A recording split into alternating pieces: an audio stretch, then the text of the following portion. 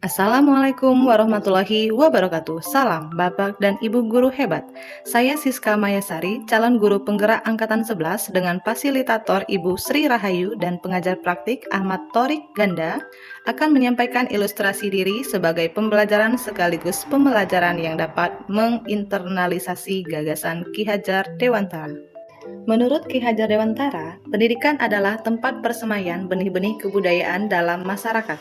Guru sebagai seorang pembelajar ibarat seorang petani yang menanam padi, di mana petani tidak dapat menentukan arah tumbuh padi. Yang dapat dilakukan petani agar mendapatkan hasil maksimal adalah dengan menuntun tumbuhnya padi dengan perlakuan seperti memberi pupuk, mencukupi air, membasmi hama padi, dan sebagainya. Namun, petani tidak dapat mengubah kodrat padi menjadi tanaman lain. Demikian halnya dengan seorang guru yang berperan sebagai pendidik. Untuk menghasilkan murid yang cerdas dan berbudi pekerti, guru dapat menuntun murid dengan mengajar, memotivasi, dan perlakuan lain yang dapat memaksimalkan pertumbuhan murid. Namun, guru tidak dapat mengubah kodrat murid.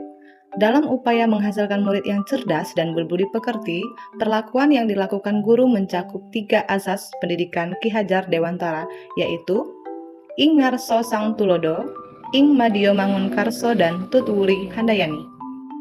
Selama guru melakukan 3 asas pendidikan tersebut, guru tidak dapat mengubah kodrat yang dimiliki murid secara langsung.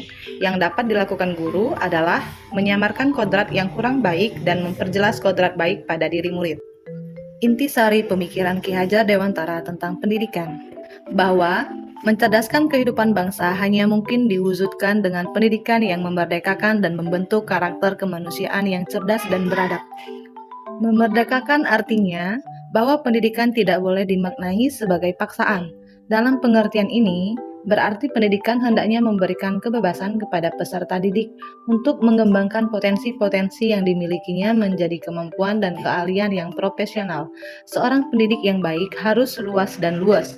Luas berarti memberikan kesempatan selebar-lebarnya kepada peserta didik untuk mengembangkan potensi dirinya secara optimal. Sedangkan luas berarti tidak kaku dalam pelaksanaan metode dan strategi pembelajaran. Dalam upaya membentuk karakter kemanusiaan yang cerdas dan beradab, seorang pendidik harus tetap mempraktikkan ilmu jiwa, ilmu jasmani, dan keadaban dan kesopanan etika dan moral, serta ilmu estetika dalam menerapkan cara pendidikan yang membangun karakter peserta didik. Seorang peserta didik yang baik harus tahu mengajar, memahami karakter peserta didik, dan mengerti tujuan pengajaran, sehingga dapat mewujudkan hasil didikan yang cerdas secara intelektual dan beradab, berbudi pekerti luhur. Sebagai seorang pembelajar, pemikiran beliau mengajarkan kita beberapa konsep yang relevan dengan peran kita dalam proses pembelajaran. Yang pertama, sistem Among menekankan pada pembentukan manusia secara utuh.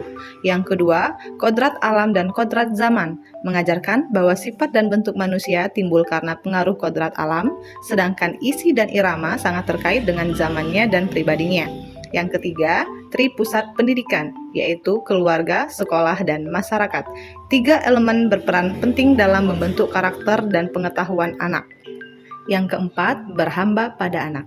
Untuk berkembang sesuai dengan kodratnya, budi pekerti, selain pengetahuan akademis, karakter dan molaritas juga harus diperhatikan agar anak-anak tumbuh menjadi individu yang baik dan bertanggung jawab. Bermain adalah kodrat anak. Pentingnya bermain sebagai bagian alami dari perkembangan anak. Bermain bukan hanya hiburan, tetapi juga sarana pembelajaran yang efektif. Sebagai seorang guru, peran kita bukan hanya sebagai pendidik, melainkan menjadi pembelajar seumur hidup agar tetap dapat mendidik murid sesuai dengan kodrat zaman. Terima kasih. Wassalamualaikum warahmatullahi wabarakatuh.